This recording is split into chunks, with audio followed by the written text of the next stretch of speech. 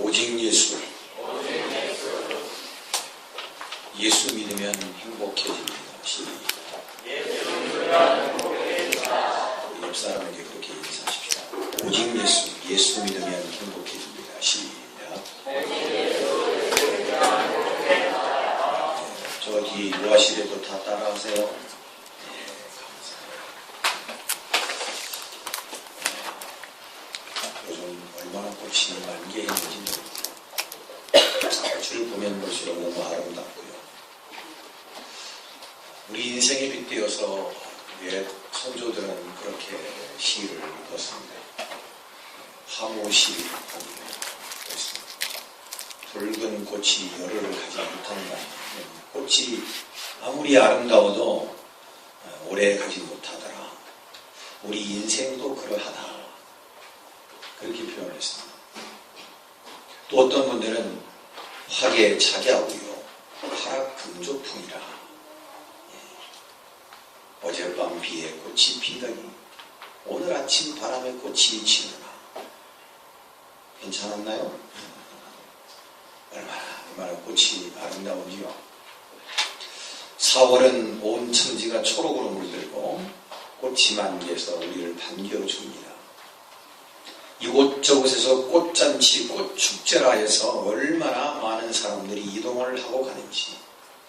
군산에도 벚꽃축제가 이루어져서 활짝 핀 것 같더니 토요일 비가 와서 바람이 불어서인지 많이 떨어져 있더군요. 이 4월의 꽃, 이 아름다움이 과연 저절로 되었을까? 4월은 유난히 수식어가 많이 붙어있는 달입니다. 아시는 대로 잔인한 4월, 소망의 4월, 용기의 4월, 소통의 4월, 또 혹자는 행사의 4월, 4월의 행사가 꽤 많습니다. 뭐 장애인의 날이고 오늘이 내일인가요? 아무튼 기고요. 또 충무공 단신일도 있고요. 여러 가지 행사들이 꽤 있더라고요. 4월 19일은 4.19이죠. 행사가 많다. 그렇게 표현하기도 하더군요. 여하튼 이 4월은 우리에게 참으로 귀한 아름다운 봄의 전령사처럼 많은 꽃을 피워내고 아름답고 고운 새싹을 피워내는 정말 고귀한 봄에 모든 수식어를 붙여도 손상이 없는 복된 4월이 아닌가 그런 생각을 합니다. 이 4월을 맞이하면서 오늘 우리에게 주신 하나님의 메시지를 찾아보고자 합니다. 예수님께서 제자들에게 어느 날 저물어 해가 진녘에 붉은색을 띠면 그 다음날 날씨가 쾌청할 줄을 알면서 너희는 어찌 하나님의 신을 구별치 못하느냐 제자들에게 책망하셨습니다. 이 시대 속에서 우리가 하나님의 음성을 듣는다는 것은 귀한 일인 줄로 압니다. 그 음성은 내 가슴에 와서 찌렁찌렁 울리는 것이지 우리 귀에 들리는 것은 아니겠지요.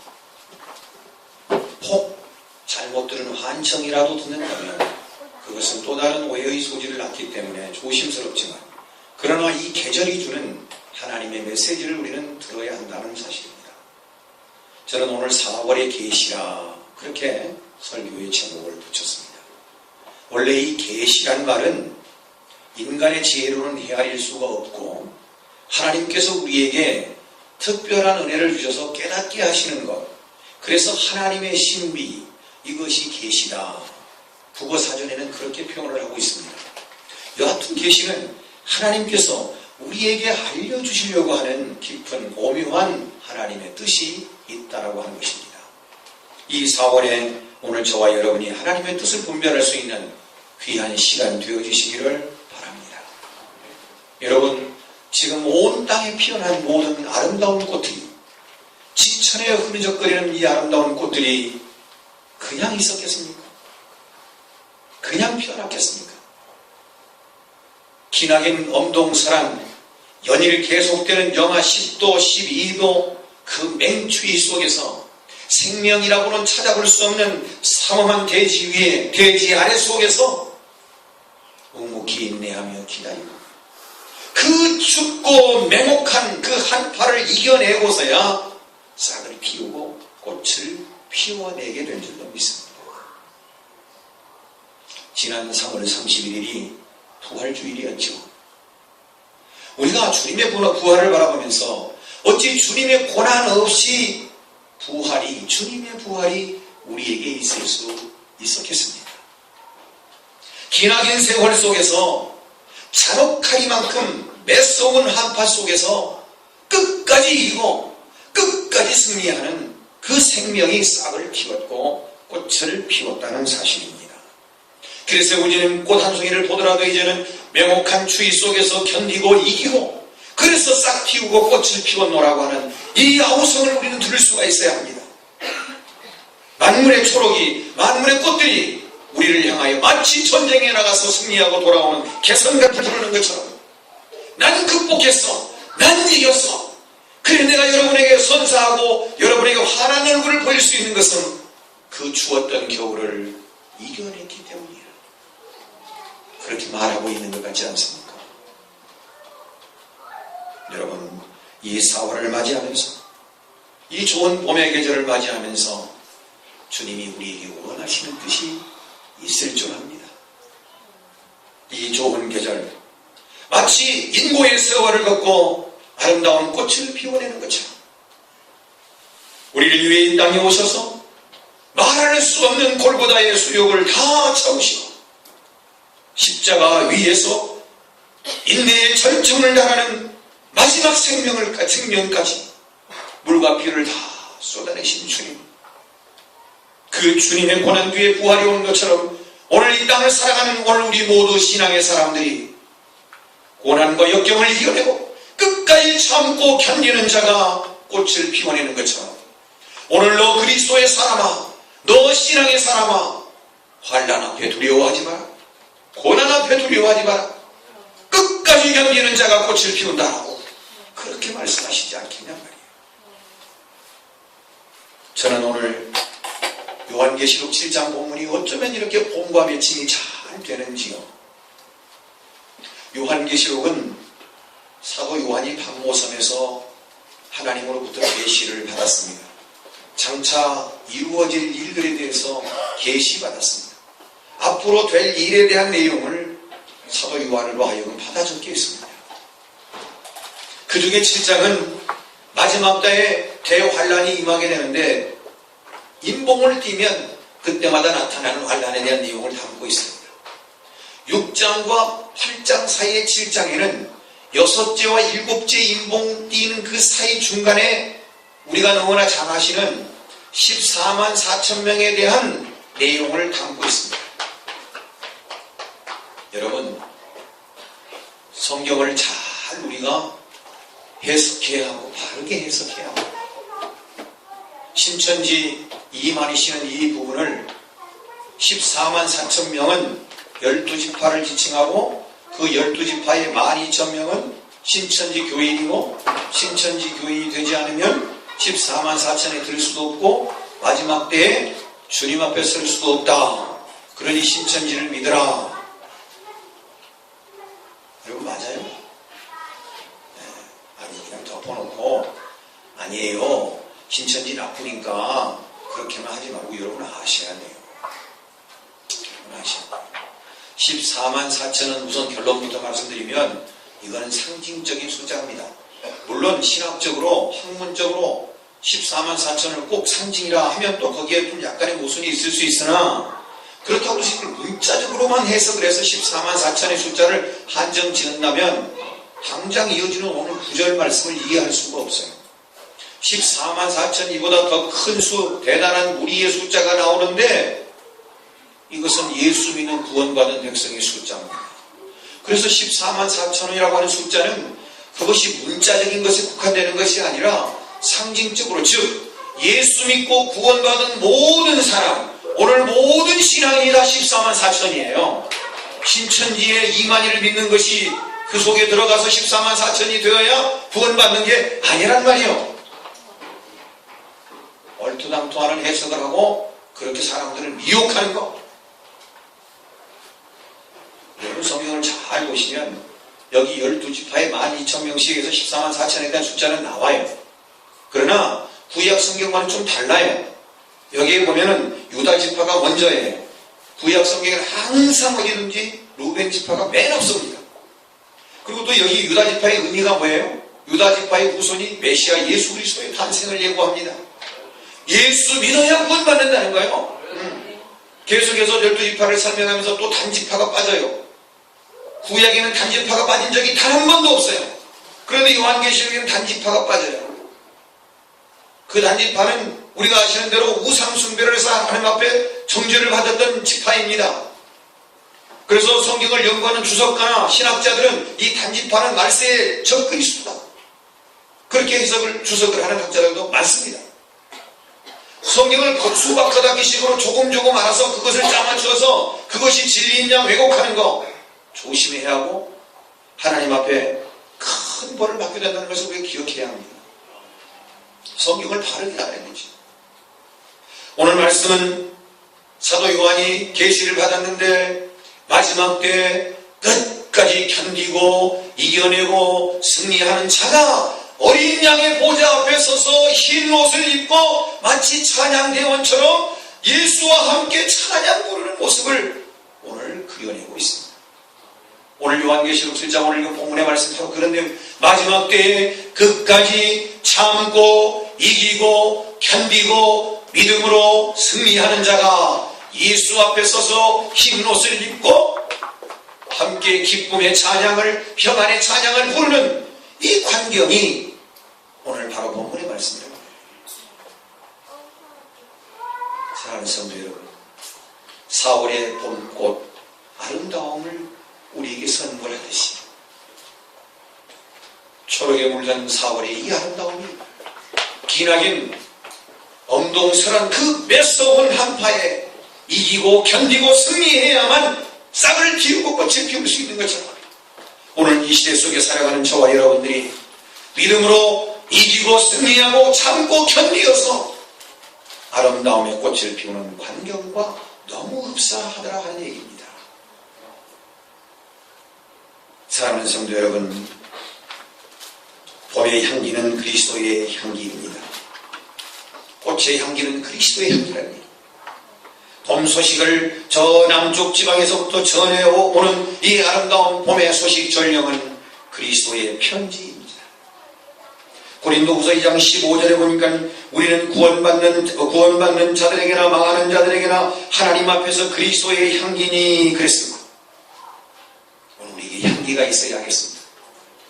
꽃이 각각 다릅니다. 목련이 있고 진달래가 있고 개나리가 있고 벚꽃이 있고 꽃의 종류가 여러 종류가 있을 수 있습니다.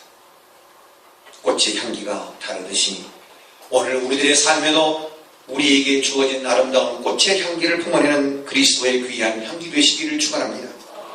고린도후서 3장 3절에 보니까 너희는 우리로 말미암아 나타난 그리스도의 편지니 이는 목으로 쓴 것이 아니요 오직 살아계신 하나님의 영으로 쓴 것이며 또 돌판에 쓴 것이 아니요 오직 육의 마음판에 쓴 것이라 그랬습니다.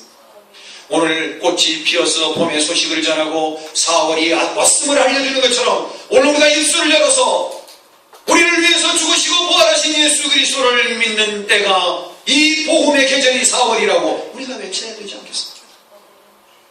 이게 그리스도의 편지 내용 아니겠습니까? 오늘 저와 여러분이 온 동네 온 산야에 꽃이 피어 아름다운 축제의 장을 벌리고 있는 이때에 마치 꽃들이 말하는 것처럼 오늘 우리도 입술을 열어서 부활하신 주님 그 예수를 믿어야 구원받는다고 외쳐야 할 시기, 그 계절이 4월이 아니냐 말이에요. 어려움 속에서 끝까지 견디고 믿음으로 승리하고 어떤 유혹에도 넘어지지 아니하고 매서운 한파가 연일 영하 10도 20도를 윽박지르고 내려가도 끝까지 생명력을 잃지 않고 붙들고 살아있어야 싹 띄우고 꽃을 피우는가 했습니다. 사랑하는 성도 여러분 몹시 힘드신가요? 지금 많이 어려우신가요? 여러분 지금 많이 좌절하시는가요? 여러분 참고 견디십시다. 머지않아 따스한 봄날이 와서 대지를 녹이고 생명력이 있는 것마다 싹을 피워 꽃을 피우는 그날이 올게 될 것을 믿으시기 바랍니다.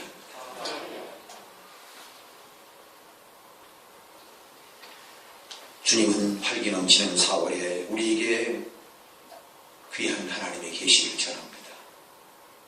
만물이 약동하고 많은 꽃들이 축제의 장을 벌려 사랑을 불러모으고 이 아름다운 계절에 사랑하는 내 아들아 사랑하는 내 딸아 너희도 부활하신 주님을 전해야 되지 않겠니? 예수 그리스도께서 이 땅에 고난을 받으신 이유가 무엇인지를 그 차디찬 생명력조차 잃어버린 그 맹혹한 한파 속에서 견뎌내는 아름다운 생명력처럼 예수 그리스도께서 십자가 위에서 달리실 때에 물과 피를 다 쏟으실 때에 고통 가운데 신음하실 때에 많은 사람들은 다 떠났습니다. 그 삭막한 골고다 언덕 위에는 십자가 3개만이 너무나이 놓여 있었습니다. 매서운 한파처럼 생명력을 볼 수 없는 그런 상황 속에서 예수 그리스도께서는 생명의 꽃을 피워 계셨습니다. 그 계절이 바로 이 4월이 아닐까요? 여러분 2월부터 4월 이쯤에 여러분 아주 먹는 음료가 하나 있습니다. 이름하여 뭐죠? 저분은 정말로 두루 좋아해요. 죄송합니다. 고로쇠라고 하는 나무 수액이 있습니다. 원래 이 고로쇠라고 하는 이 나무의 이름은요, 그 수액의 이름은 골리수라고 합니다. 골리수. 뼈에 이로움을 주는 물이다. 뼈에 또 여러분 지금 비싼데 그거 일부러 사잡수려고 하지 마시고 먹자고 하는 얘기가 아니라 이 고로쇠라고 하는 이 나무는 사실 단풍나무과에 속한 그런 그 수목입니다.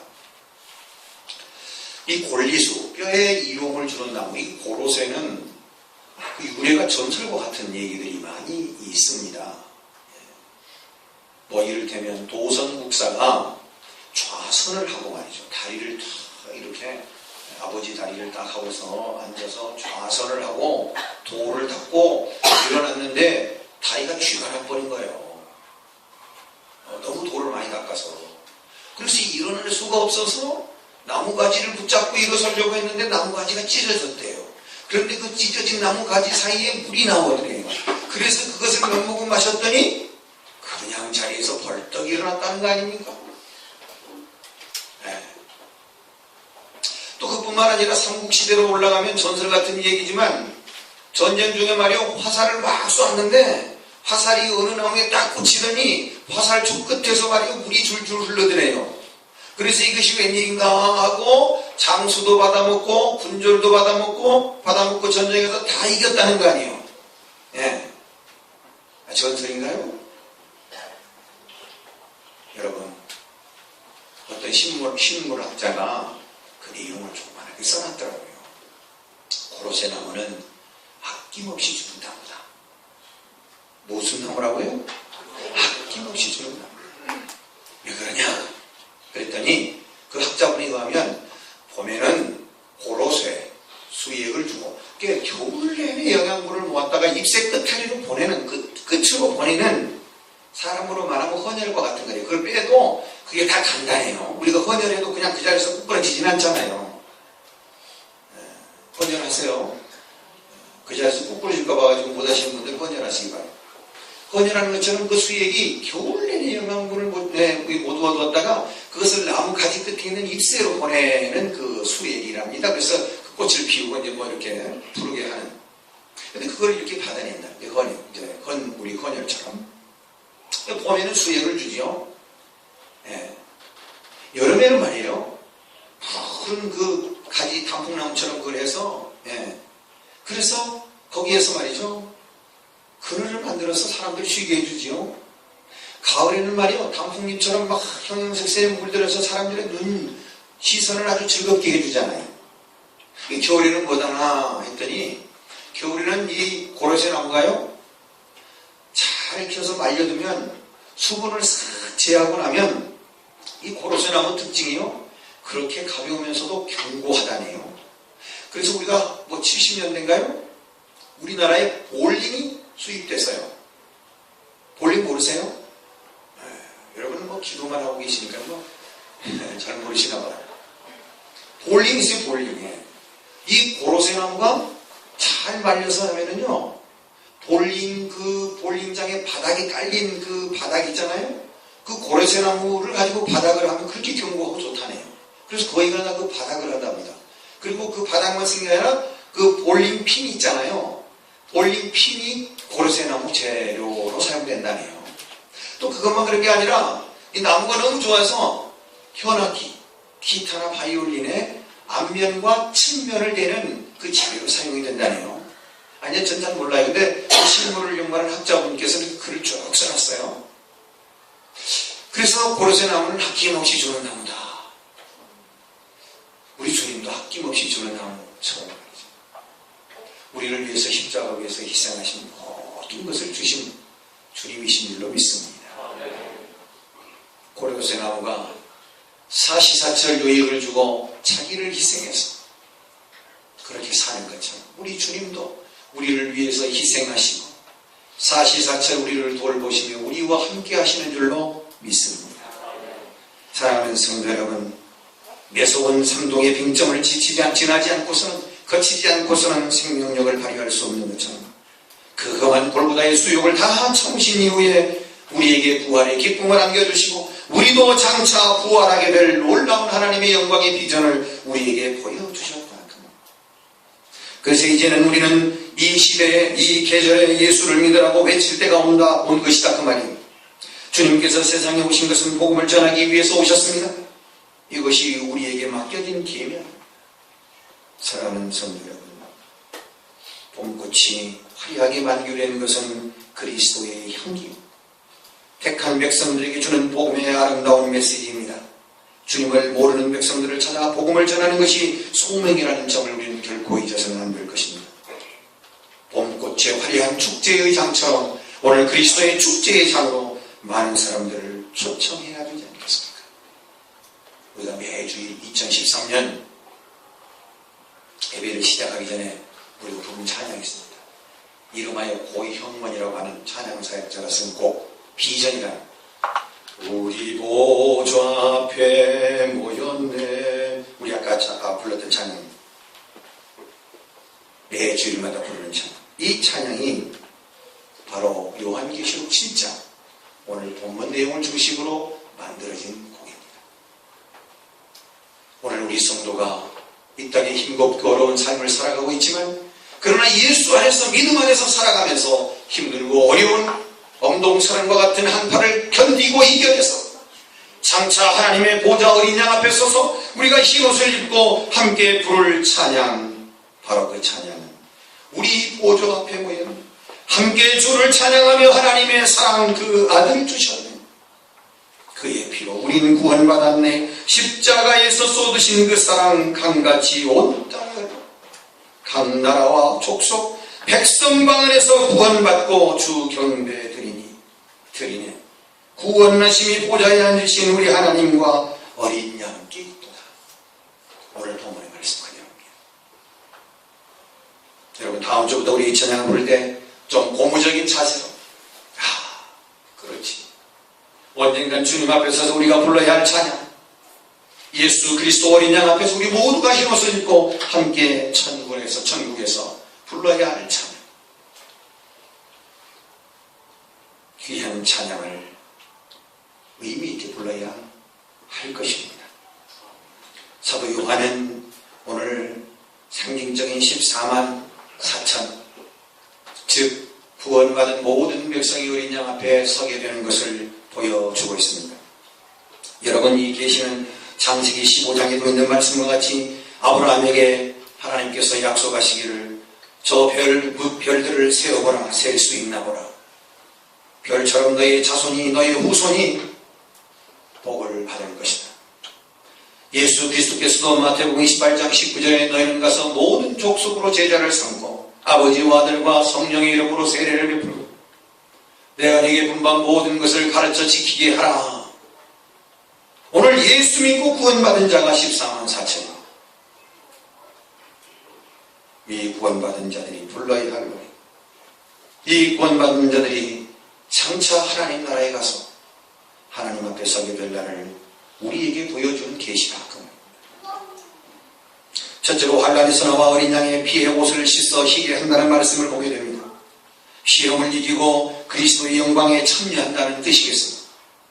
보좌에 앉으시니가 그들 위에 장막을 치신다. 15절의 말씀에 보면 그 말씀은 그리스도의 손길하에 영원한 안전을 보장받는다라는 의미와 같습니다.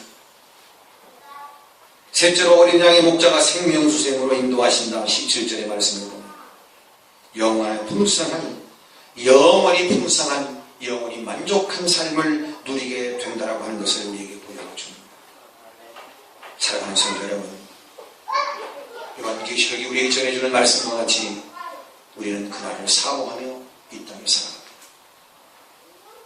예수를 안 믿는 사람들도 어떤 분이 돌아가시면 고통이 없고 아픔이 없는 곳에 편안하게 잘 보내기를 바란다는 기원하는 말을 우리가 듣습니다.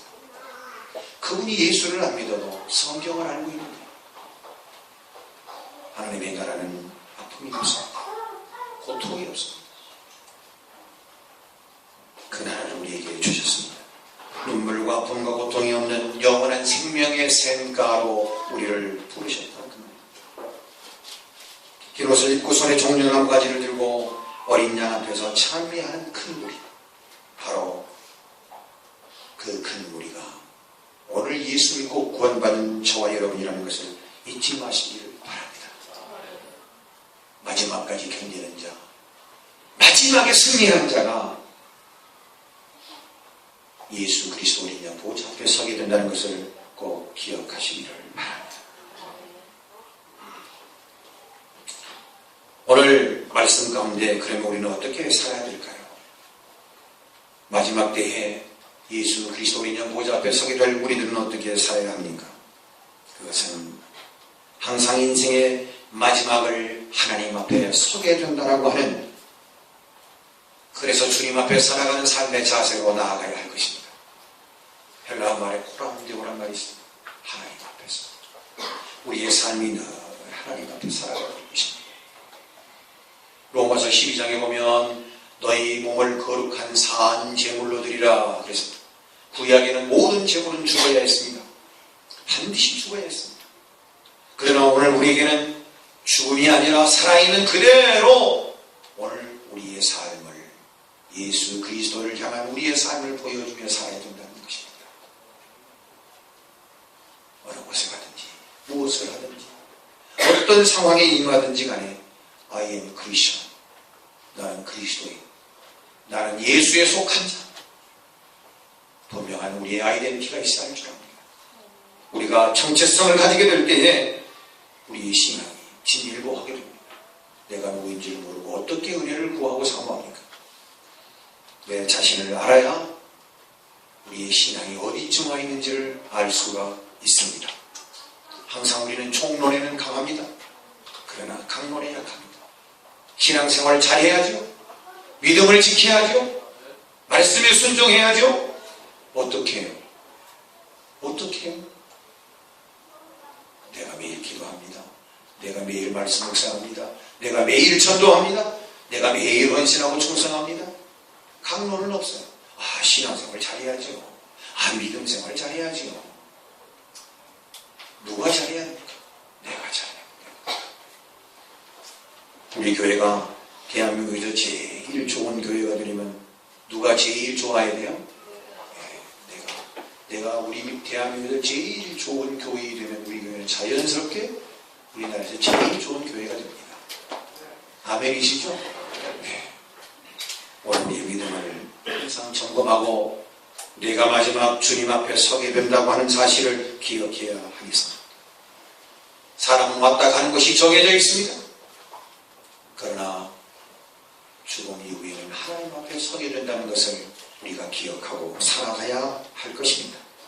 그곳은 아픔이 없습니다. 그곳은 실망이 없습니다. 좌절이 없습니다. 그 나라를 향하여 지금부터 우리는 훈련하고 그 나라를 향하여 매일 매진해 가야 할 것입니다. 둘째는 오늘 10절에서 12절 말씀을 보니까 천사들과 함께 찬양을 부르는 모습이 나옵니다. 천상의 찬양입니다. 천상의 찬양. 사랑하는 성도 여러분, 찬양의 살가가 중요한지요? 여러분 찬양을 많이 부르십시오. 우리 교회도 지금 찬양에 지원하신 분들 모집하고 있는데 잘 안 하시는 것 같아요. 여러분 찬양하시면요 머리가 좋아집니다. 찬양하면 치매도 안 오고요. 찬양하면 창조적 지혜가 떠오른대요. 첫째 하나님 영광 돌려서 좋고요. 둘째는 내가 찬양 부르면요 기쁨이 와요. 근심 걱정 많은 자는 찬양할 수도 없어. 근심과 걱정이 있는 찬양. 반대로 찬양하면은 근심 걱정이 떠나가요. 마지막 때 주님 앞에 서서 하나님을 찬양하여 그날을 기념해요. 이 땅에 사는 우리가 천상의 찬양을 바라보면서 이 땅에서 찬양을 불러야 하지 않겠습니까? 세 번째, 주님은 우리에게 생명수샘에서 우리로 하여금 만족을 누리게 하신다라고 하는 사실입니다. 이 땅에서 비록 우리가 완전한 만족을 못 누린다 할지라도 마지막 때에 영원한 생명의 샘, 생수를 마시게 해 주신다고 하는 귀한 약속을 붙게 믿고 오늘도 우리가 좌우나 올라 치우치지 말고 마치 화려한 봄날의 꽃이 아름다운 것처럼 나에게 주어진 이 한파를, 이 추위, 맹추위를 이겨내야 한다라고 하는 굳은 각오와 결심을 통해서 더욱더 하나님 앞에 찬양을 올려드리시기 바랍니다. 요한복음 4장에 보면 예수님께서 한낮 정오에 사람들이 한낮에는 옷침이라서 낮잠을 자지 않습니까? 그런데 그 낮잠 자는 시간에 한 여인이 물동이를 이고 수가성이라고 하는 우물가를 찾아 나옵니다. 이 여인에게는 참 한이 많습니다. 5 남편과 살았지만 그에게는 가랑이 여전했습니다. 목마름이 있었습니다. 지금 살고 있는 6번째 남편도 언제 갈아치울지 모르는 그런 상황입니다. 이 여인의 모든 가정사를 꿰뚫고 있는 예수님께서 그 여인에게 다가섰습니다. 그리고 물을 달라고 예수님이 그 여인에게 말씀했습니다. 보아하니 당신은 유대인이요? 이 대낮에 아나니에게 물을 달라는 당신은 누구요? 예수님 말씀하십니다. 그대가 나를 알았더라면 그런 질문 하지 않았을 것이다. 요한복음 4장 13절에 보니까 이런 말씀, 예수께서 대답하여 이르시되 이 물을 마시는 자마다 다시 목마르려니와 내가 주는 물을 마시는 자는 영원히 목마르지 아니하리니 내가 주는 물은 그 속에서 영생하도록 솟아나는 샘물이 되리라. 우리 주님은 샘물이 되셨습니다.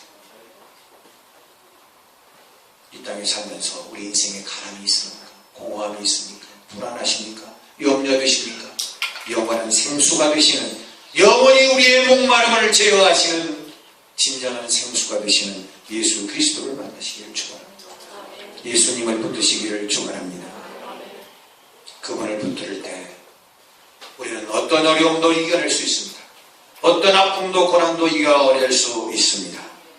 왜냐하면 그분은 우리의 모든 아픔보다 더 큰 아픔을 짊어지셨기 때문입니다.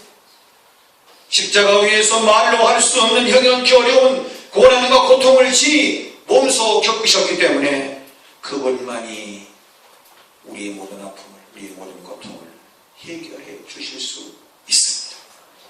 사랑하는 성도 여러분, 그 주님을 붙드십시오.